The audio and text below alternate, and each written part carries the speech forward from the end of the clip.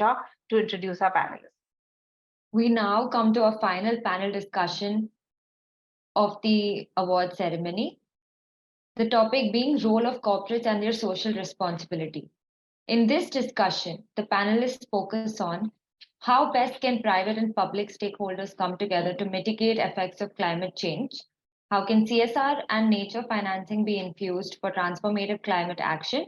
How can leaders in the organizations be trained to be more sustainable in their practices? And our speakers include Yusuf Kabir.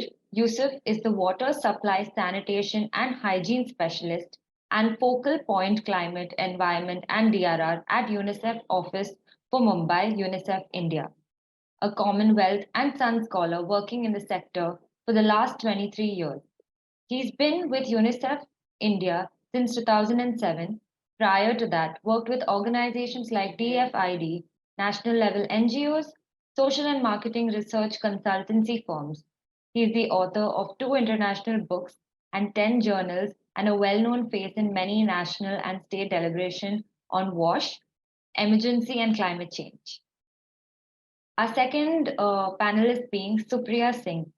Supriya Singh is an expert on CSR and business sustainability strategy, governance, partnership approaches, and creating impact at scale.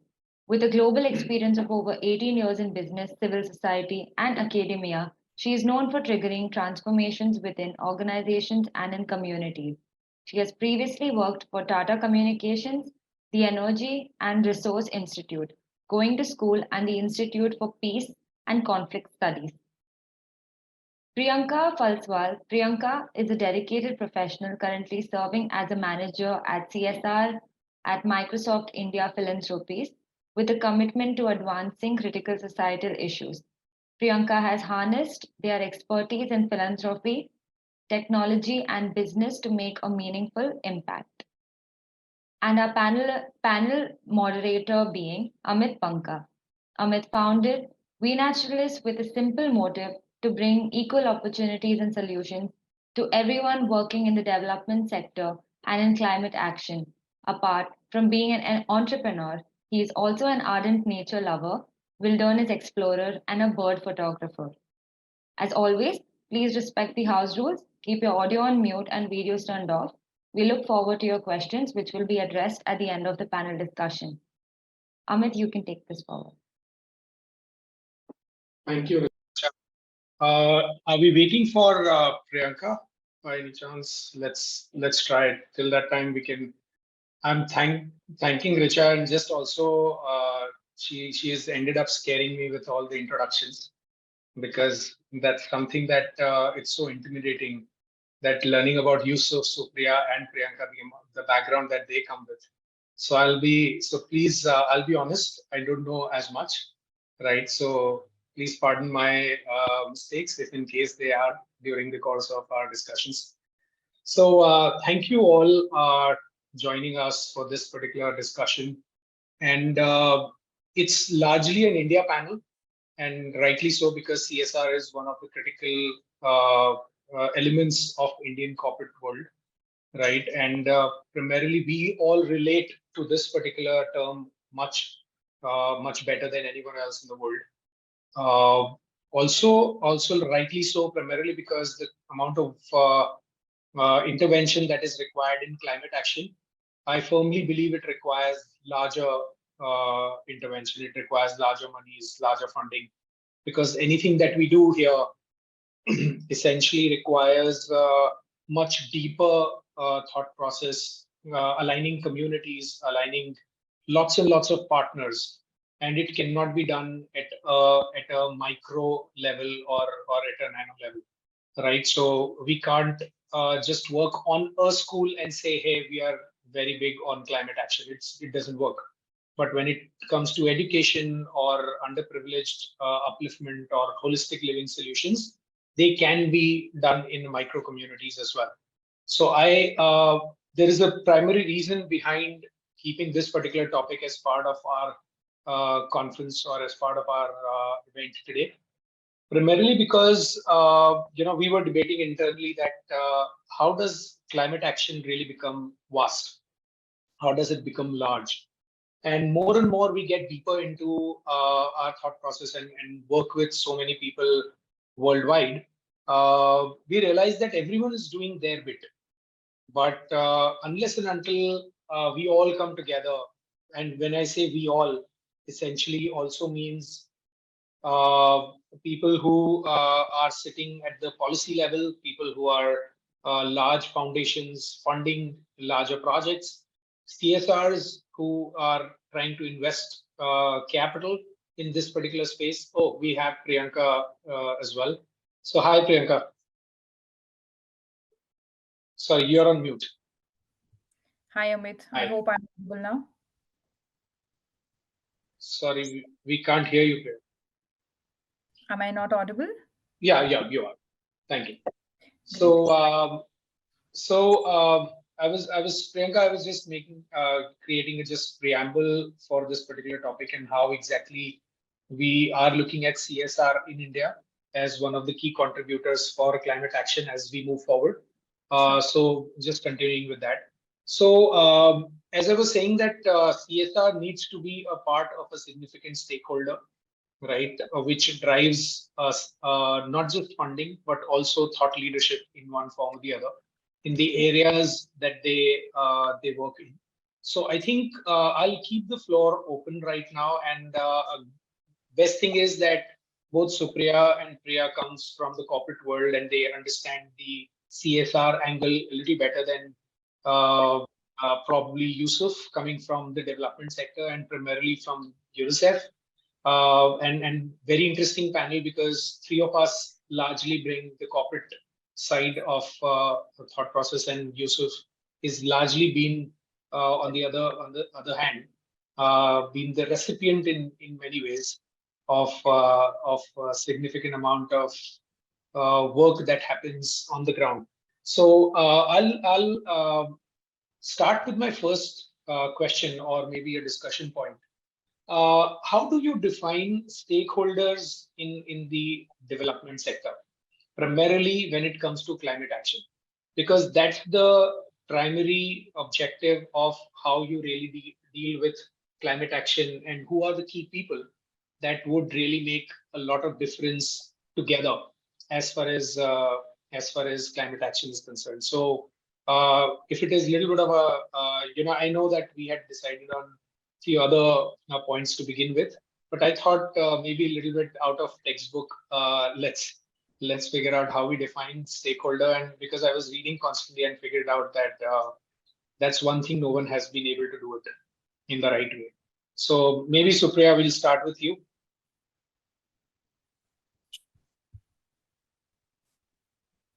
Thanks, the naturalists, for having me as part of the panel.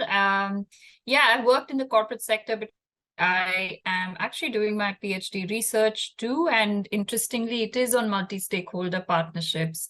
I'm also a member of the Club of Rome, which is again a network that works on some of the pressing global challenges. Now, coming to how do we define stakeholder now?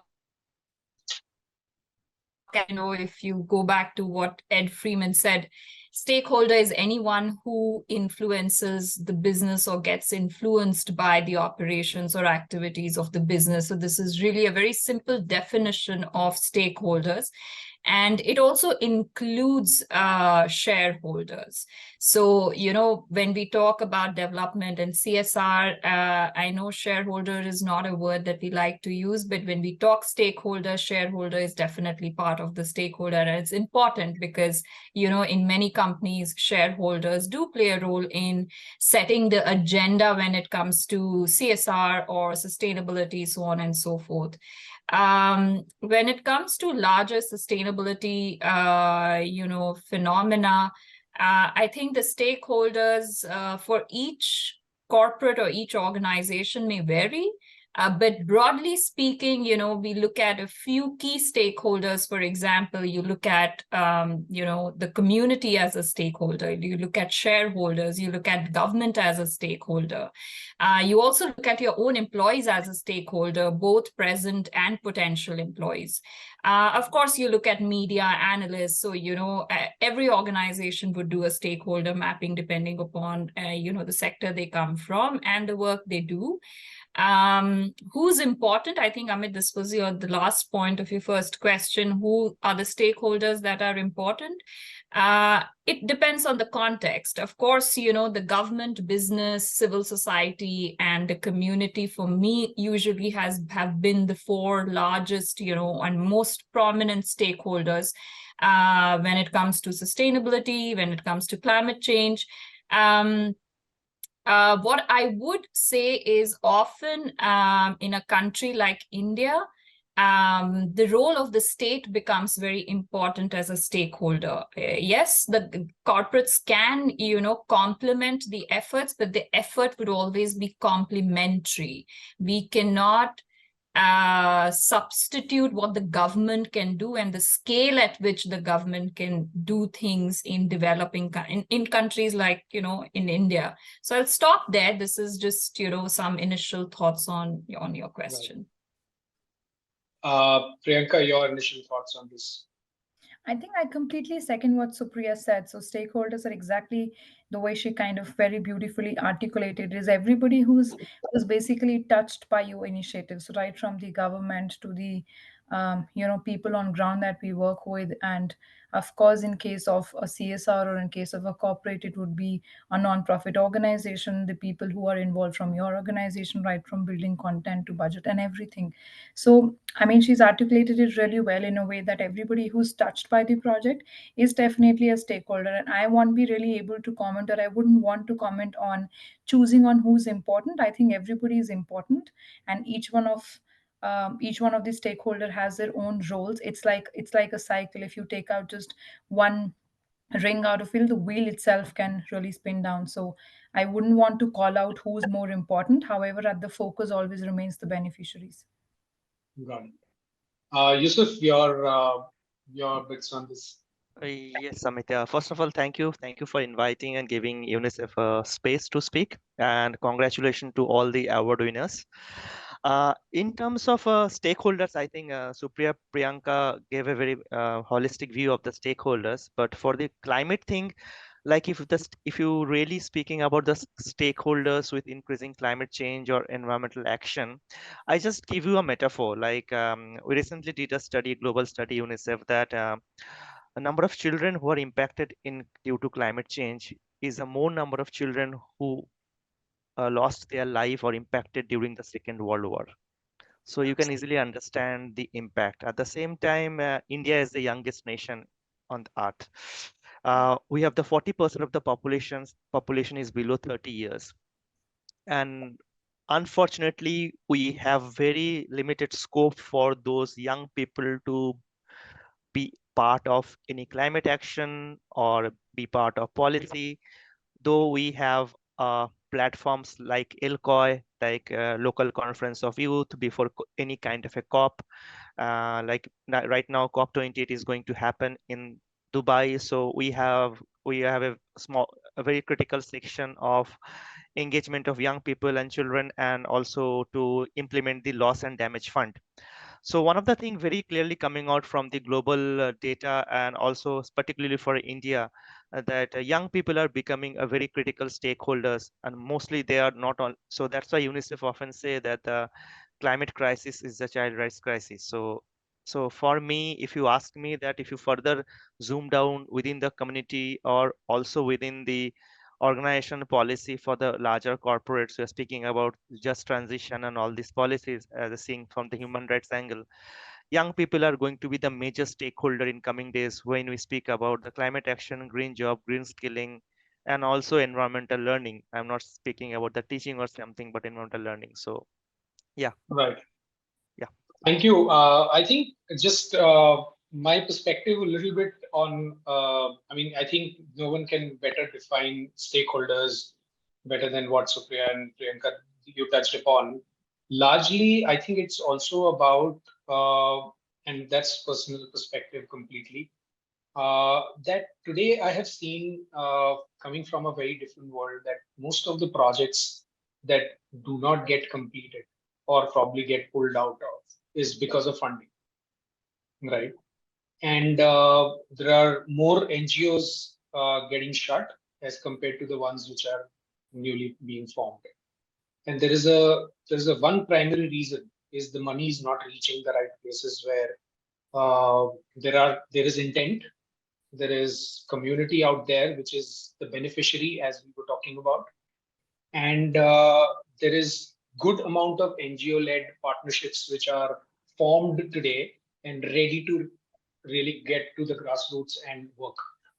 But somewhere down the line, if you really see from the top of the funnel, right, and just bringing some of the business jargons over here, that if you look at it from the top, I mean, there are foundations, there are businesses, there are larger CSR projects, there are larger government-funded programs, right? But ultimately, everything boils down to what kind of money is being infused at a project level.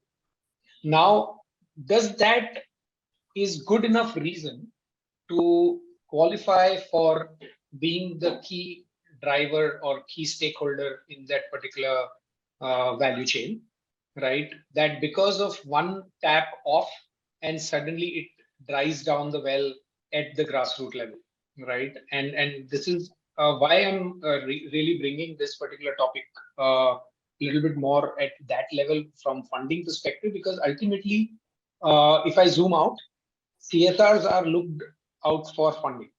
They are said that, okay, they have their own projects, then they fund outside projects, and then their also responsibility is to drive carbon, or net zero opportunities of their own organization in some manner, right? But if you really look at it from overall perspective, funding to this particular development sector is one critical factor in one form or the other.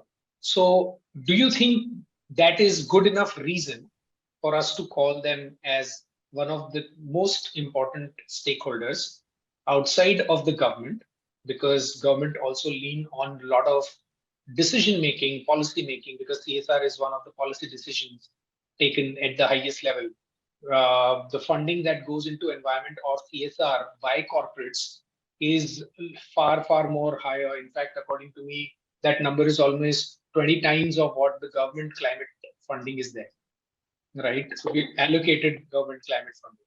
So if you really see these matrices, do you really think CSRs or corporates become one of the critical or the most critical component or a stakeholder in the value chain?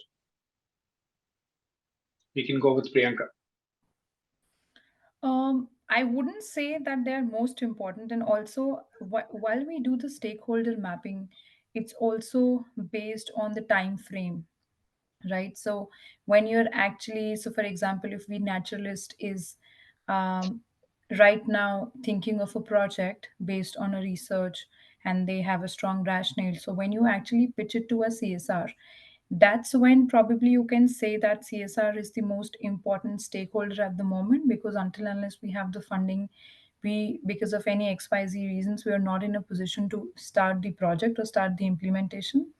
But once you start, I think the CSRs have changed the modus operandi in a way that it's not, or it's no more a funder fundee relationship. It's kind of a contributor relationship, wherein both two organizations or two parties or two partners come together and they collaborate for a particular cause. So I wouldn't suggest, or I wouldn't call it at that time frame saying that they are the most important. I would still stick to that beneficiaries would still be the more important and the most important, because if beneficiaries do not exist, organizations or CSRs or foundations or NGOs wouldn't really exist, right?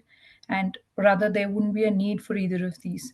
So in my perspective, I think it's more basis on which time frame or phase we are talking about. And as I said, the dialogue and the modus operandi in even in CSRs has changed, and it's more of collaboration. It's more of coming together for a consensus. It's more of coming together for a productive cause, and then kind of take it forward from there. Got it. I get your point. Supriya, anything that you would like to add on this? I just probably I would like to draw the that's a good perspective, Amit, but maybe I'll like to draw the attention to, or like to frame it differently. And I think what you're trying to say is CSR is a function. You know, it's one of the things that a business should be involved in, the responsibility part.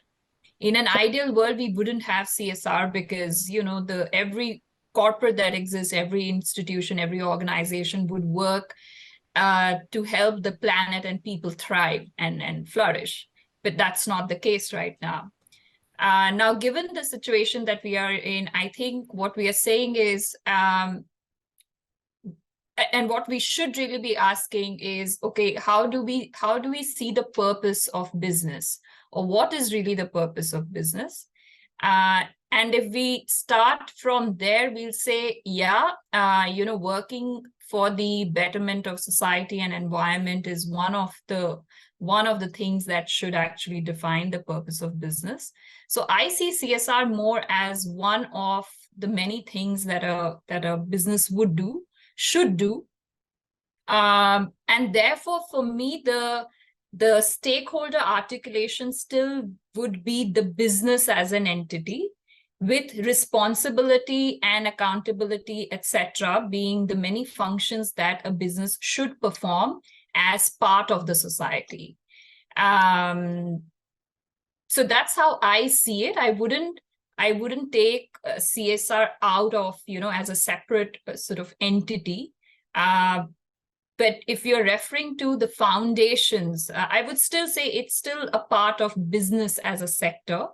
And that makes, business a very important, you know, stakeholder, and business action towards the society and the planet a very important business function or business, you know, business purpose that needs to be lived out.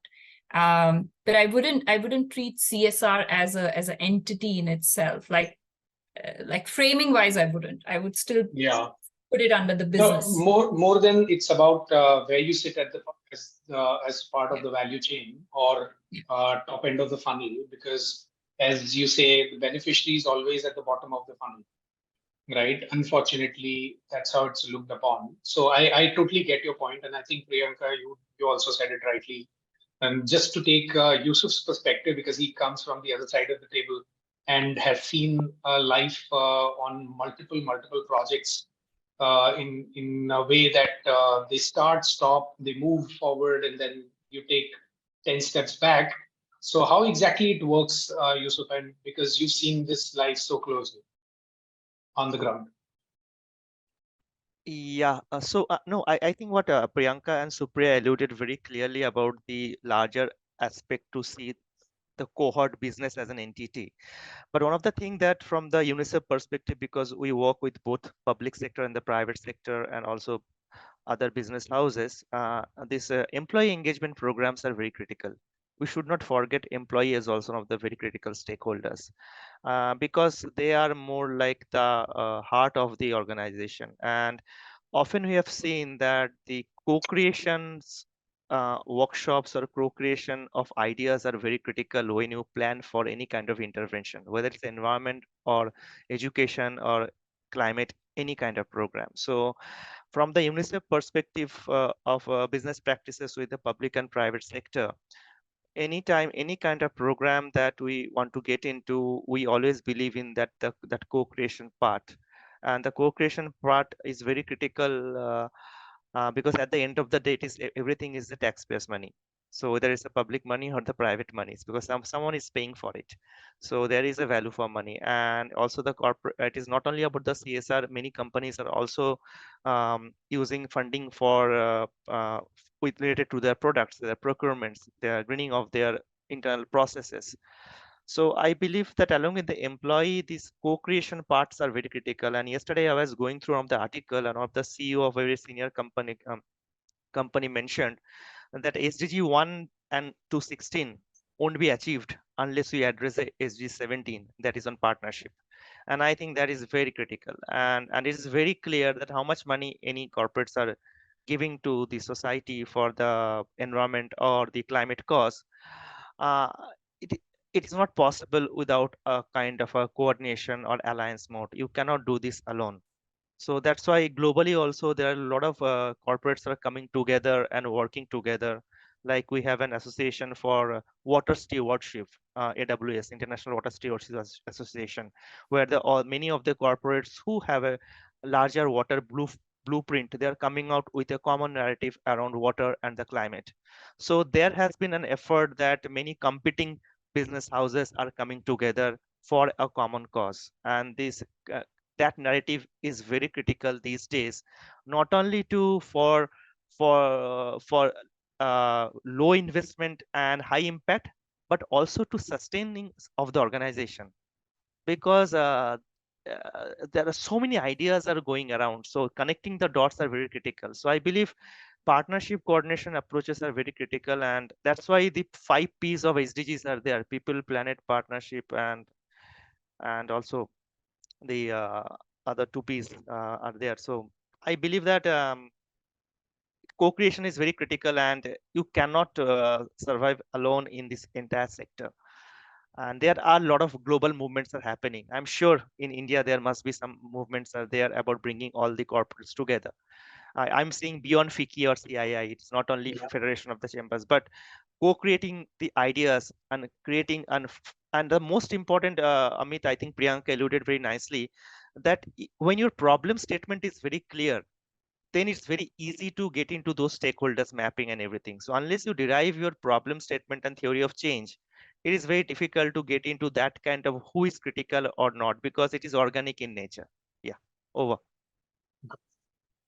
Oh, absolutely, absolutely fair points. I think all these the stakeholder management and trying to figure out a problem statement has been the biggest challenge right now. And in fact, because we come up with more larger perspectives, right, there is a very different approach that we bring to the table, right? But at the same time, when you look at a lot of other grassroots level movement driven NGOs, it's becoming more and more difficult for them to survive, primarily because of lot of these definitions or the way they should approach their entire organization is becoming more and more unclear because of accountability and transparency at the grassroots level also, right? And I think that's one area that I personally believe corporates out in as part of their CSR can really make a lot of difference by building those processes and practices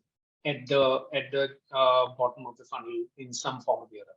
So I think there's been we have always been talking about corporates CSR is equal to funding, right? And that's one thing that I always have been telling people, that it is not about that. It's about how we can learn from corporates for using technology. It could be using their processes. It could be understanding how your system can work in accountable and very transparent manner, right? It could be also making yourself more sustainable, right?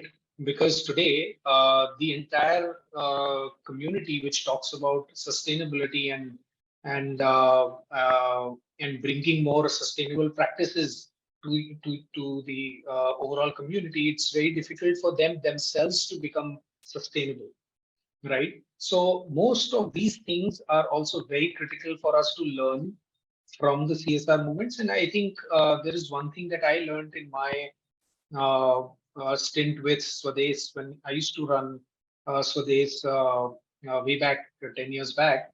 The only thing that I realized is, coming from the corporate world to run a foundation was a very different approach altogether. And suddenly I realized that I don't want to run it as pure charity, right? There is a lot of those practices that we need to build in the underprivileged households as well in the villages, that they become sustainable, They should not be dependent on you forever.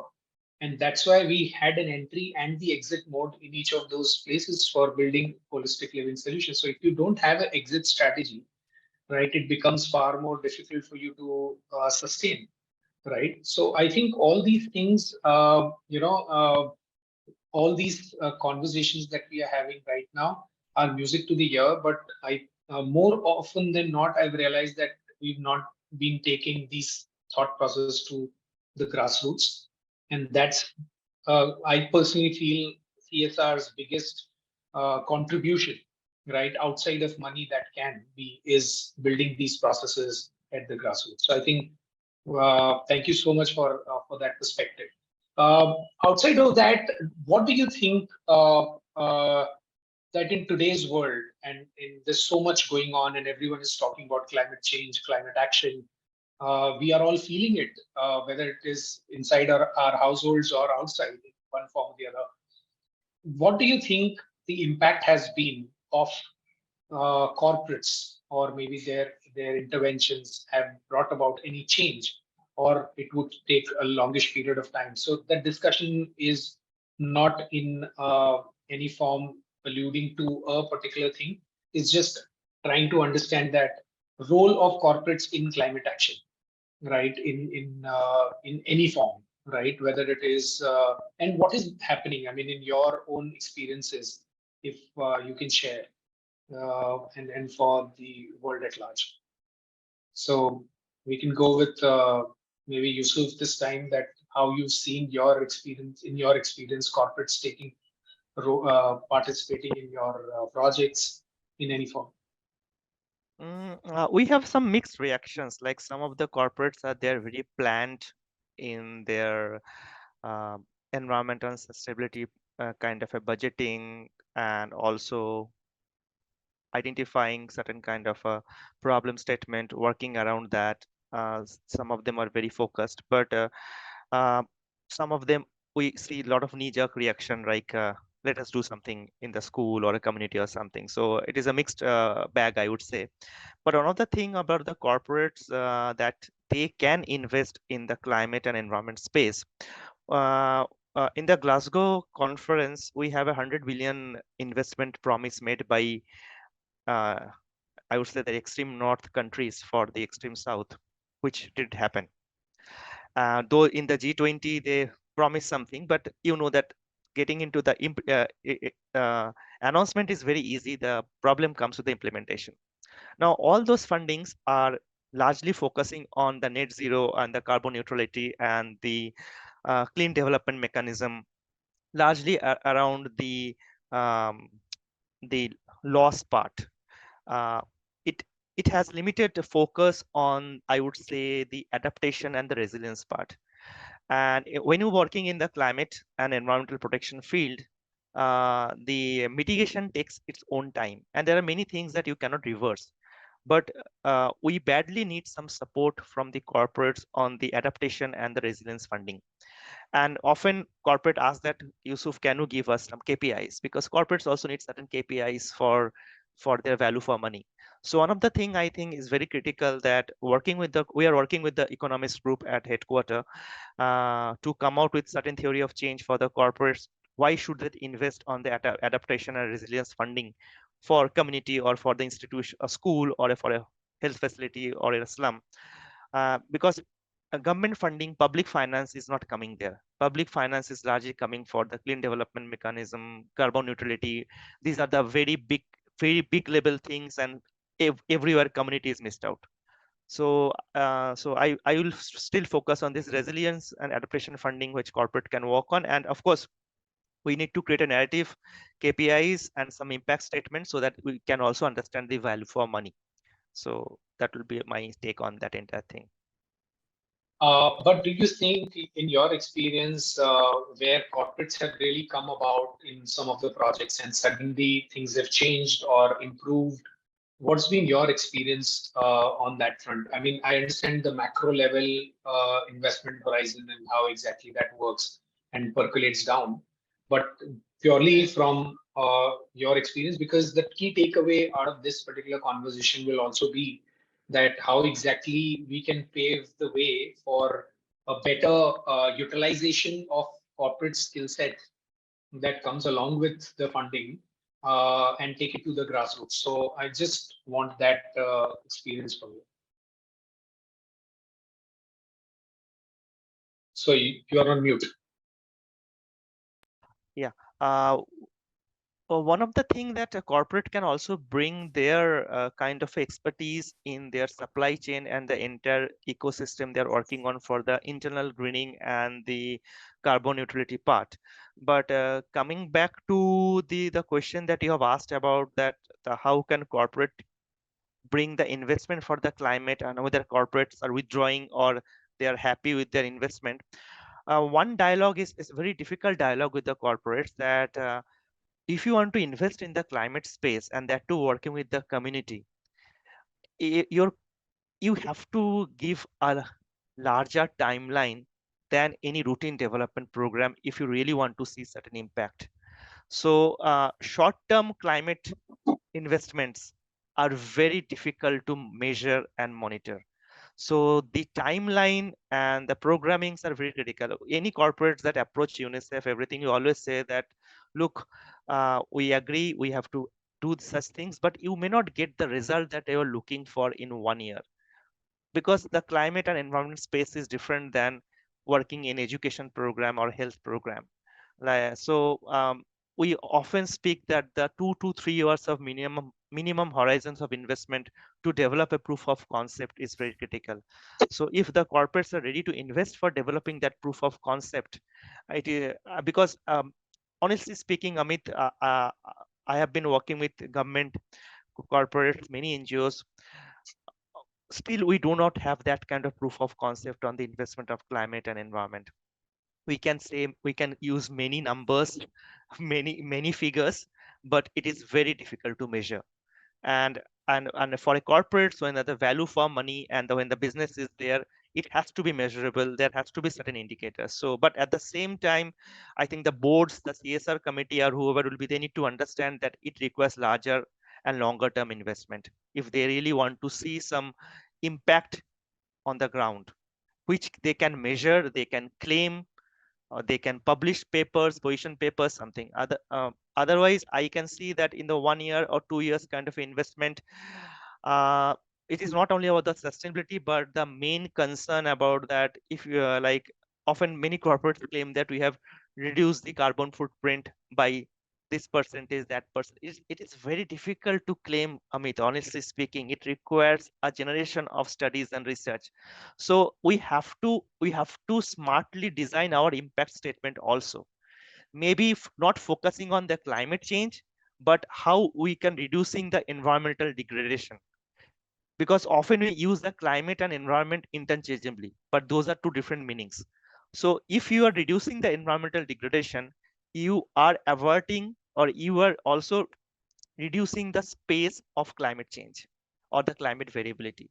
So the impact statement of the corporates are also very critical when they define. And often I've seen that they are very ambitious in defining their impact statement, and after 1 year, there is a lot of friction. Yeah, sorry for taking 2 minutes extra. Yeah. No, I think a couple of takeaways, measurability and long term. These are the 2 points which I'll come back to you on, and I'll hold you for that.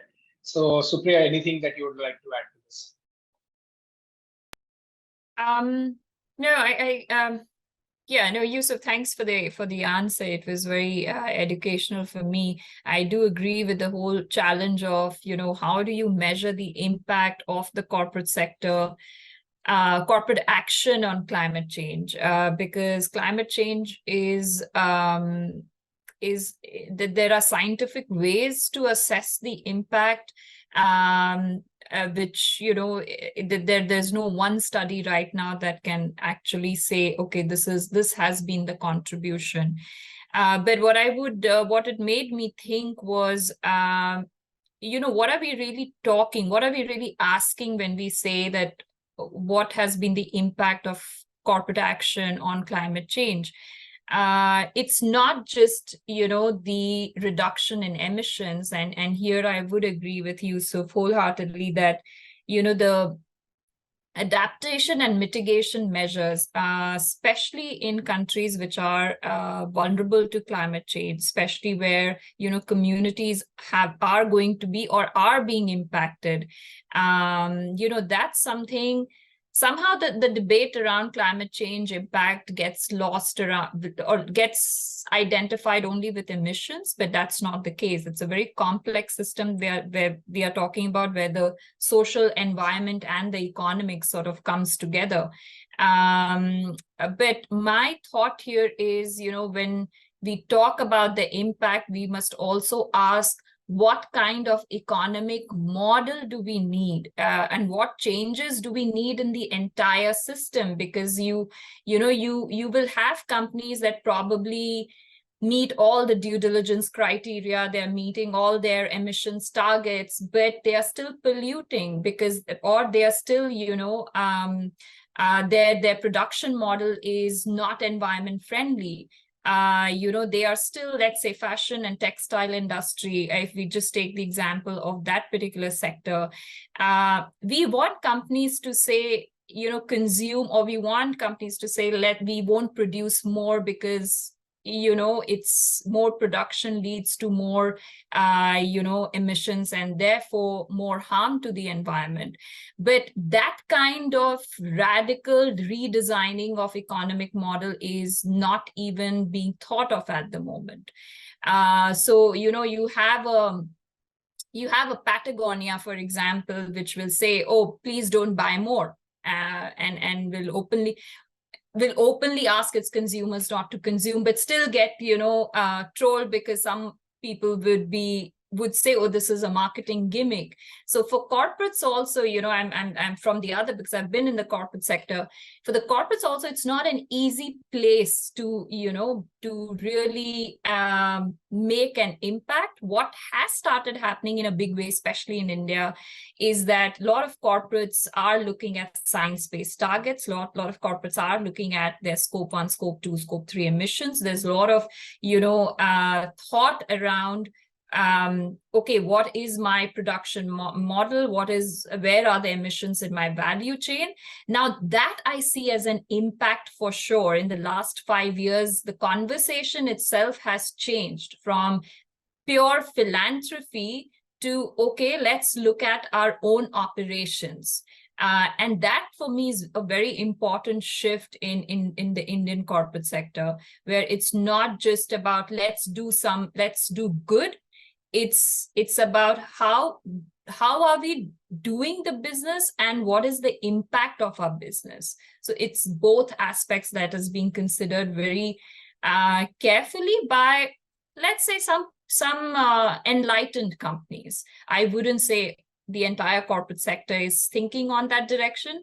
The medium and small scale industry sector, I think that's where we still have a challenge, because we are not able to make the kind of inroads that we would want when it comes to climate action in the with the MSMEs. So yeah, that's my take on it. Priyanka, your thoughts on this?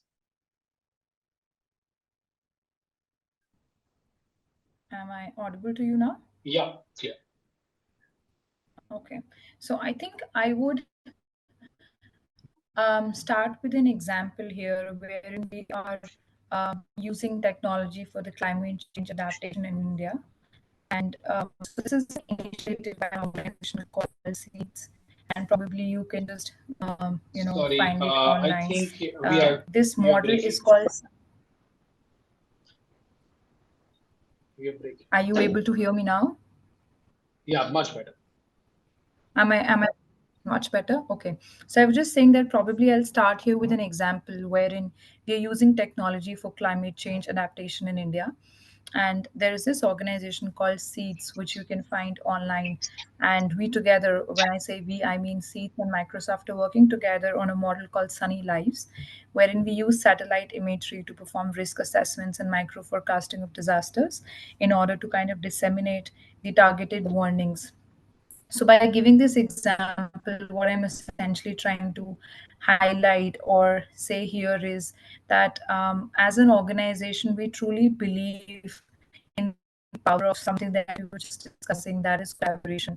We feel that if the public and private stakeholders come together to mitigate the effects of climate change, it's a powerful platform, it's a powerful medium, and it's a powerful group to kind of able to do and everything. And I agree with Yusuf as well as Supriya when they said that it's little difficult to kind of show the impact quickly. However, I believe, and we have seen this, that if you use data-driven approach, if you use technology, if you use partnerships, the power of partnerships, uh, these are some of the tools to kind of expedite the process. And at the same time, when you asked what is it that corporates or CSRs can really help with or fill the space in terms of climate impact and climate change impact, I think policy advocacy, education and awareness are two very important aspects and components, and as well as tools which can be kind of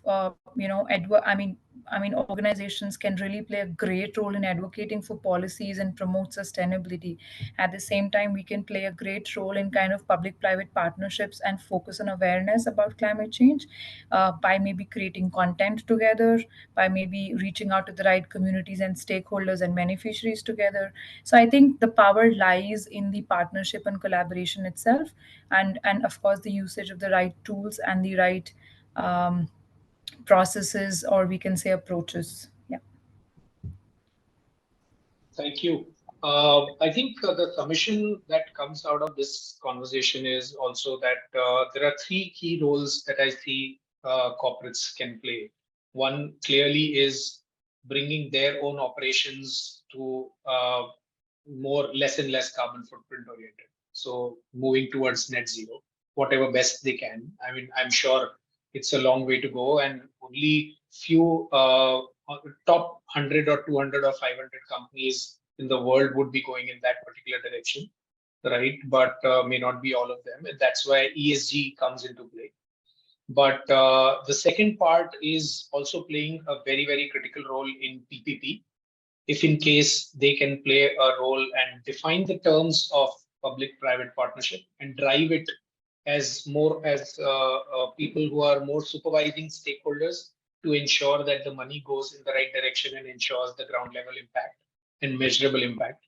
And the third critical thing is defining the role. I mean, I personally think because of the power of money as well as the power of skill set, right, that they bring to the table, if they can also try to redefine the way the entire climate action piece would run, right, whether it is from an education perspective, skill development perspective, ground level impact orientation and measurability standpoint, how to record keep, because Priyanka, when you talk about data, right, why most of the data is missing or probably not there, because the records are not kept in the right way, right? And I think that's where possibly we naturalists really started playing the role, that wherever these projects are happening on the ground, how do you enable record keeping, right? Even 10 years later, if you want to see what exactly you did on that particular project, should be available on the click of a button, right? So all those things at the grassroots level is absolutely missing. And that's where I feel people, at the corporate level, these are the three key interventions when it comes to climate action. So I think it's a great thing. I think the summation of our conversation so far, it just goes in that manner. But tell me one thing, measurability and transparency, these are two key things. And the third one is accountability, right?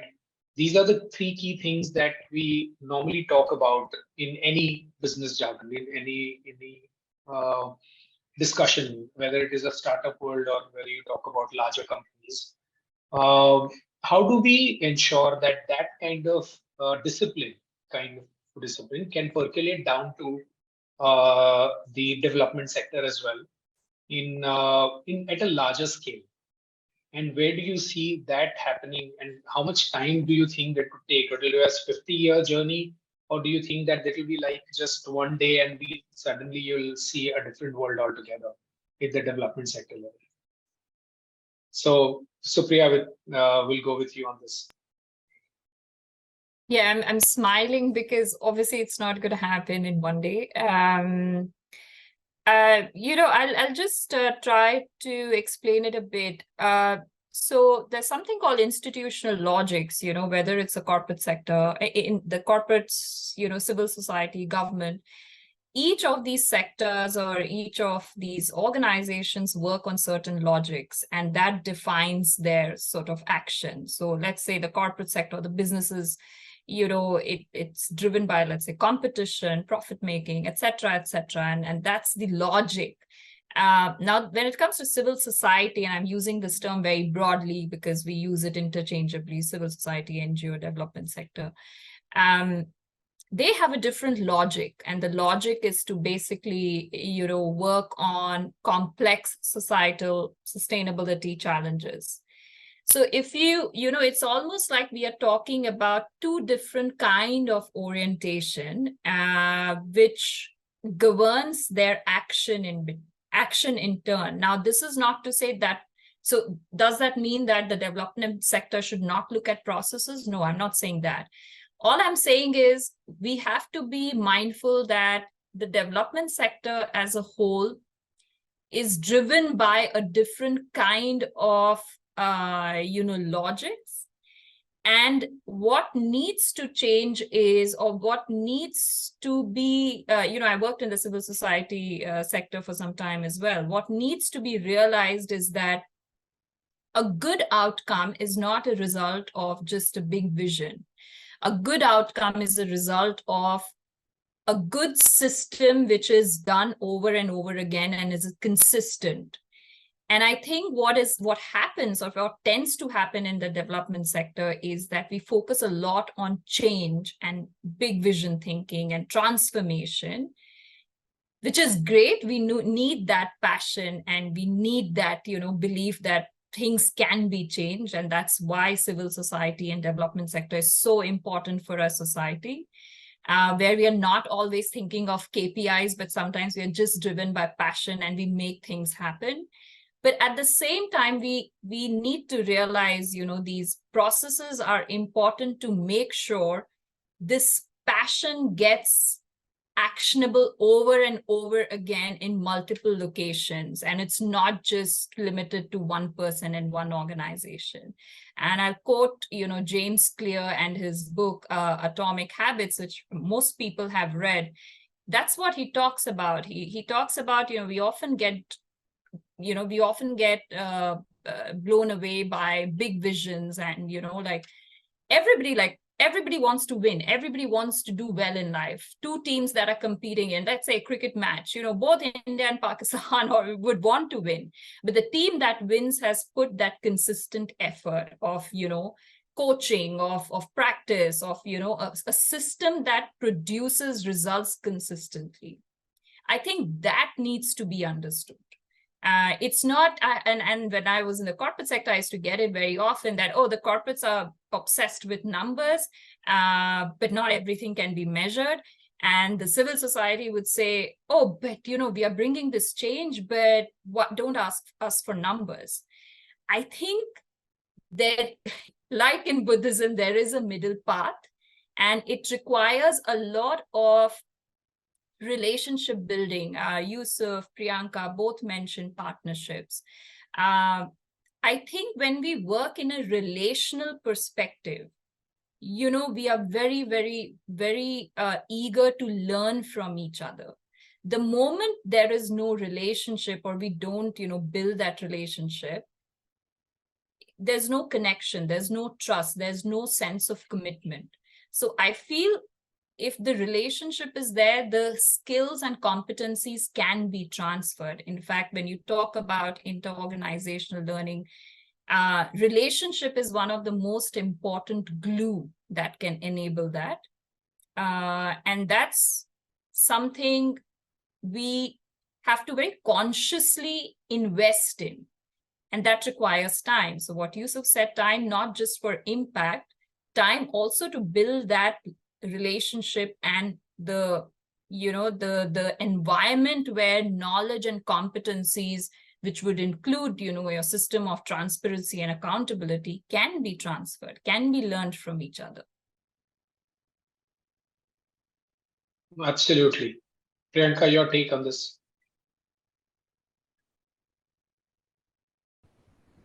I'm audible now, right?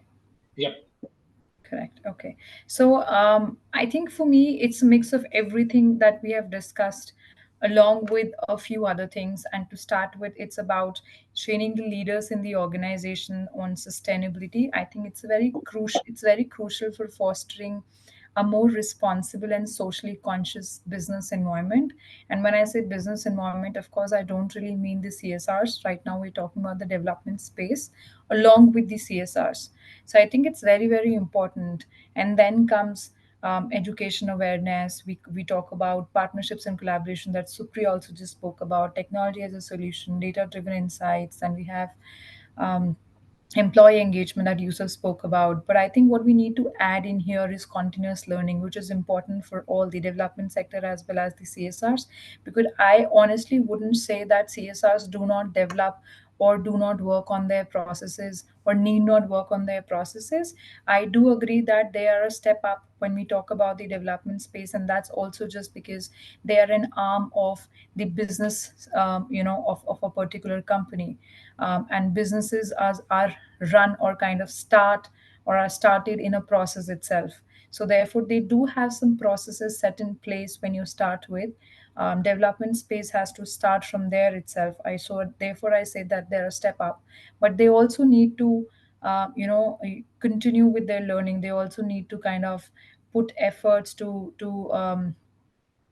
learn from the development space, to learn from the other organizations, and keep on working on it.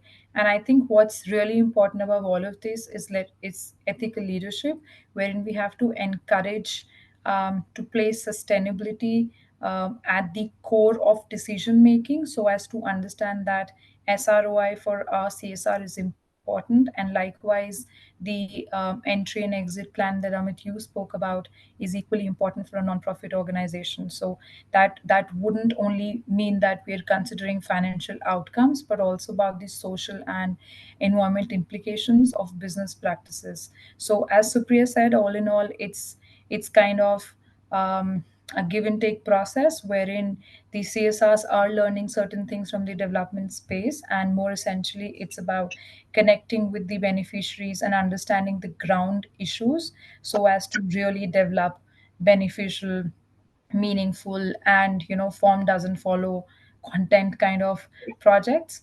And likewise development space that do need to collaborate with the CSRs of businesses and to understand how do we really set the processes right. So I think it's kind of a collaborative approach again at the end.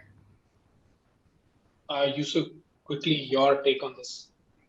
Yeah, just from some institutional memory, I will come to the CSR perspective kind of a thing, and also from the civil society NGO and the other world. If you remember in the early 90s, there was a lot of suddenly funding for the HIV/AIDS, and many NGOs started working their NGO. Suddenly there is funding, CSOs started working, everybody started pumping money. Fortunately or unfortunately, that time CSR money was not there. I'm using the word unfortunately. Why? All of you will understand, those who are come to the CSR world. So we did a small study that the NGOs who started a new program on HIV/AIDS, they couldn't survive after 2-3 years. But the NGOs or the CSOs or the development sectors or academic world who could plug in with their existing public health or their routine reproductive child health program, they could able to sustain. So what I'm trying to say that there's a need for nexus programming and nexus investment. What is the nexus programming and nexus investment? What I'm trying to say that often we try to create new verticals when there is a money, whether it's a CSR, whether it's a CSO, whether it's an organization like UN, but that doesn't survive, that doesn't work, and that takes a lot of time, as Supriya rightly pointed out. We don't have a silver bullet for anything. So what we are looking for, we are trying to make our social services climate smart. When you say the social services climate smart means that if there is a nutritional health center is happening, even for during the cyclone or the drought, the same services are happening.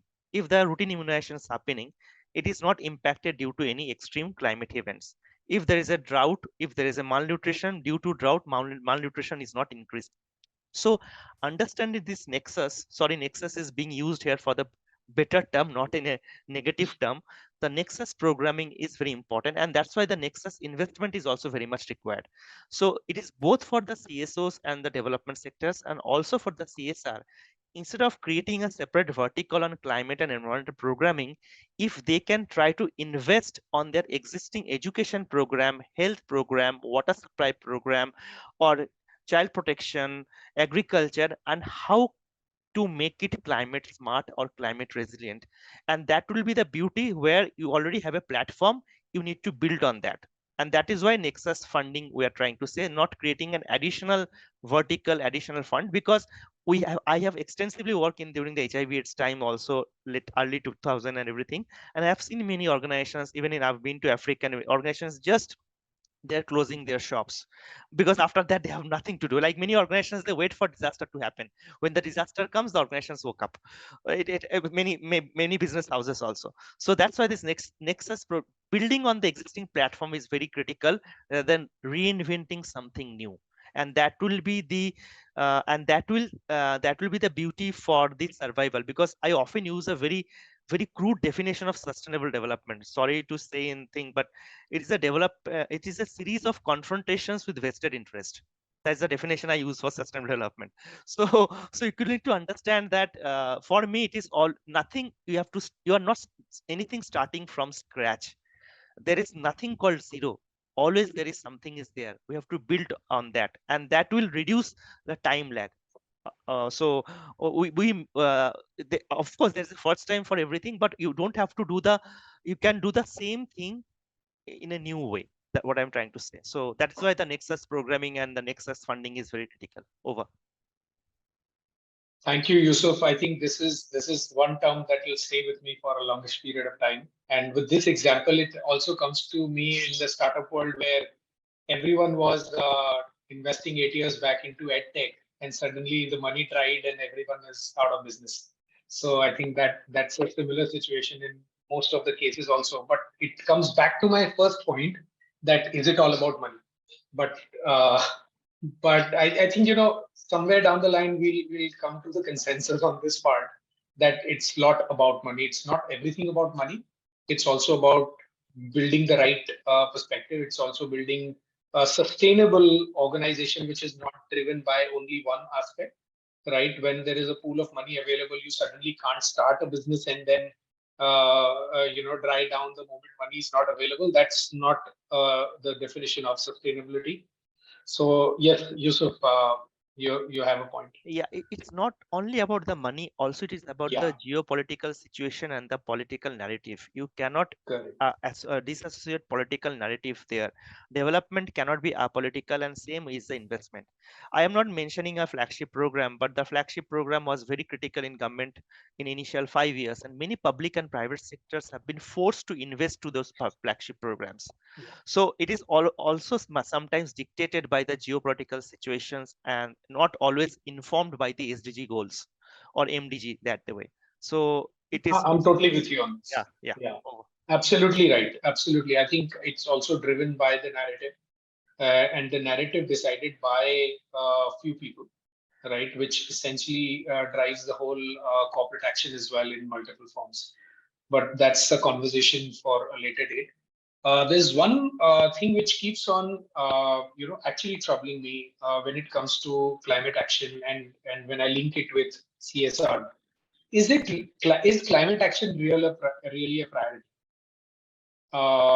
Because from whenever I see, and numbers are justifying themselves, that the amount of money that gets spent from the top is not equal to, or even 25% of what goes into public health, or it goes into childcare, or it goes into something else. So what could be the reason? One reason obviously could be that maybe we don't have a long-term vision or patience, because probably some of the climate action projects will take 10 years, 20 years, or a couple of generations to give you results. Or probably we need more quick fixes today, because we have to show certain show certain things in the boardrooms, that why exactly this money is being spent, and what's the impact of that.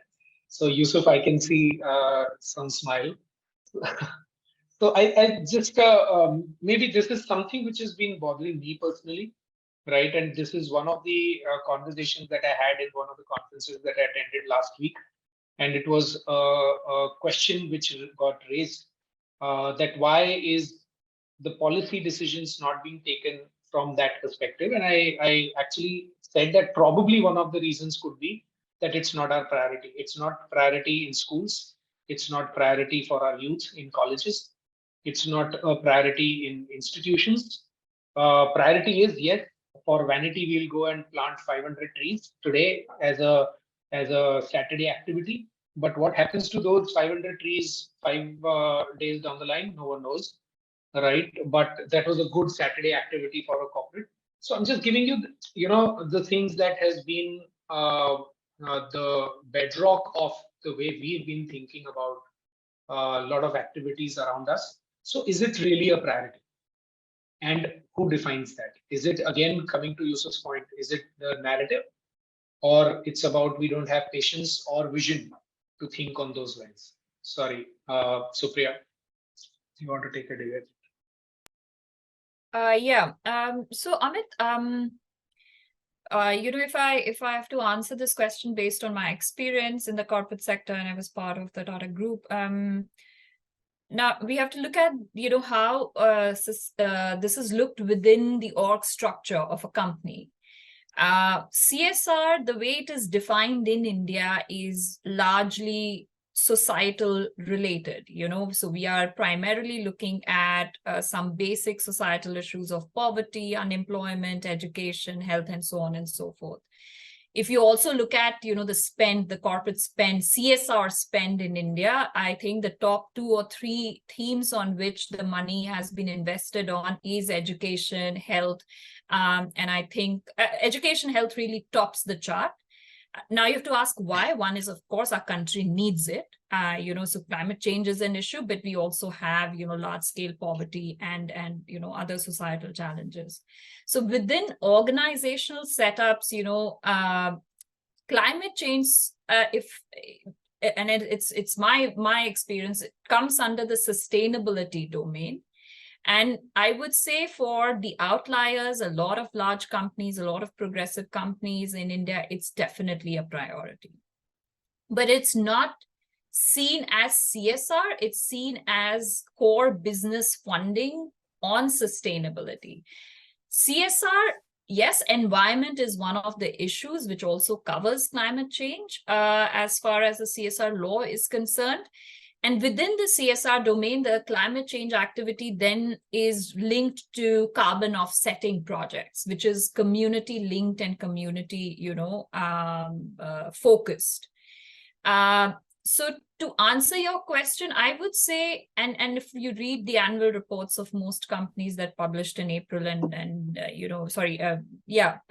middle of the year this year, climate is an important topic.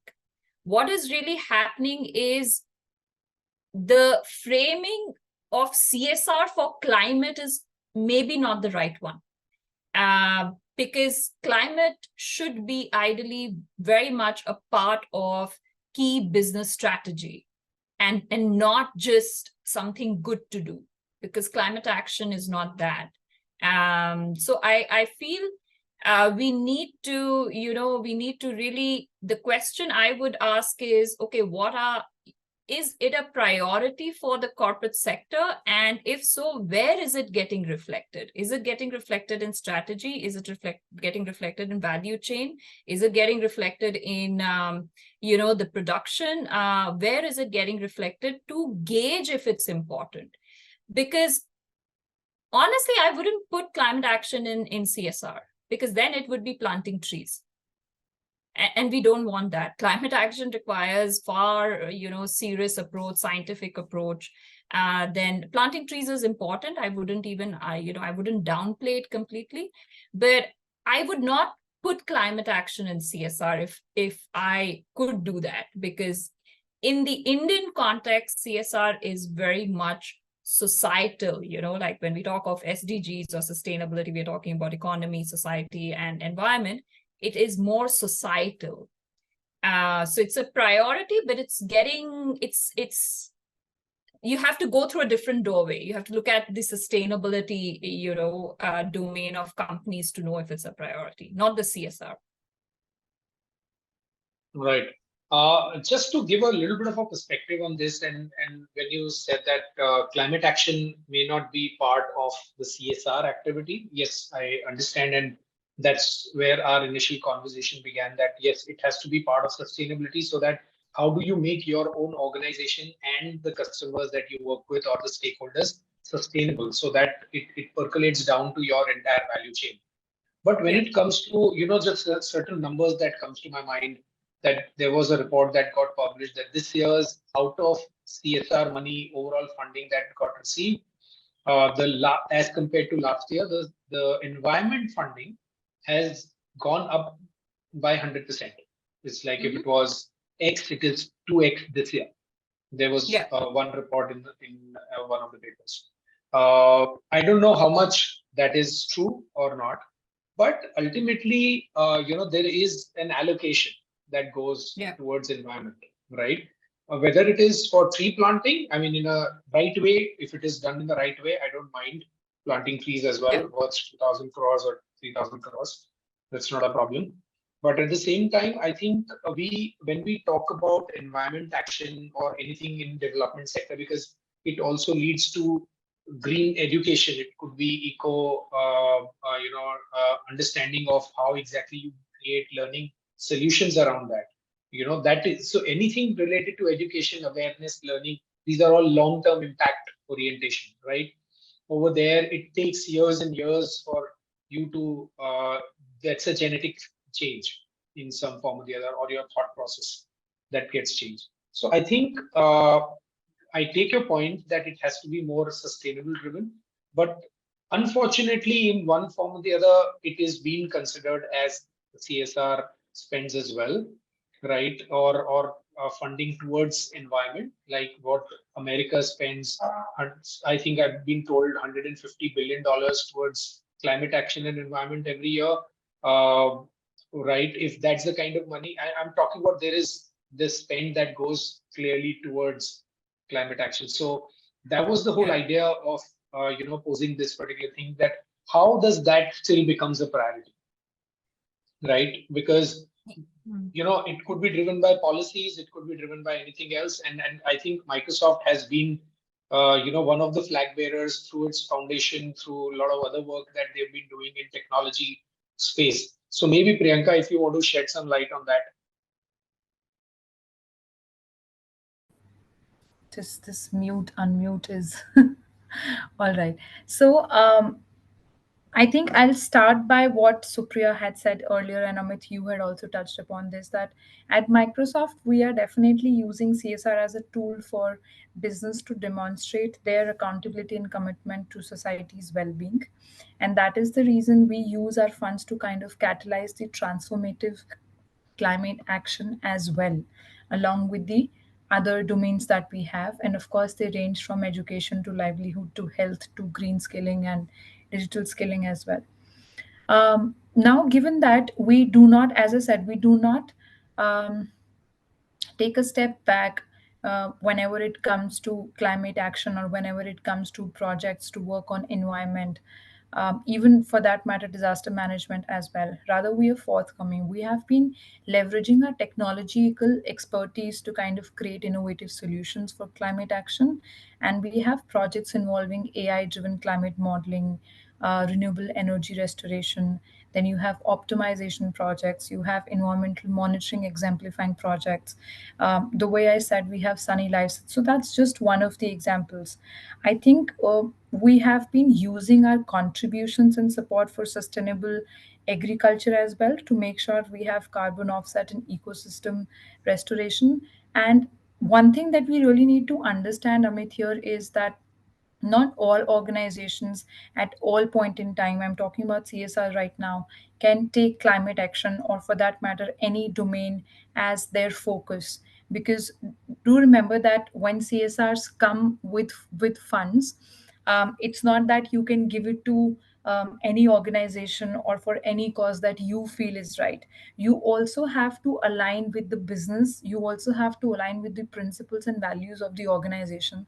And if a company in its own values itself says that we want to achieve zero carbon footprint this time, then I think that speaks a lot about the company's values and its commitment to climate action towards sustainability itself. And to me, it does say that they want to start or they want to initiate at some point in time.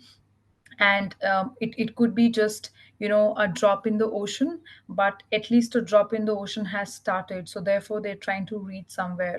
And I mean, we might be on the other side of the table and Yusuf might be on the other side of the table, but I'm sure he'll agree that everybody has their own challenges. And as I said, that CSRs do not really come with, it's a bank and we can give loans to anybody and everybody, but we also have to align back to the principles, align back to the values, align back to the business models, to the strategies that you have for X number of years. And it's global, it's just global. I know we have to contextualize it as per our country as well, but it's always a global strategy in terms of the multinational companies. So we shouldn't forget that. But also, having said that, we cannot run away from our um, responsibility. Since it's corporate social responsibility, we cannot really run away from the responsibility of giving it back to the society. And thus I said that everybody is kind of taking maybe baby steps towards climate change. And one of the anecdotes or one of the proofs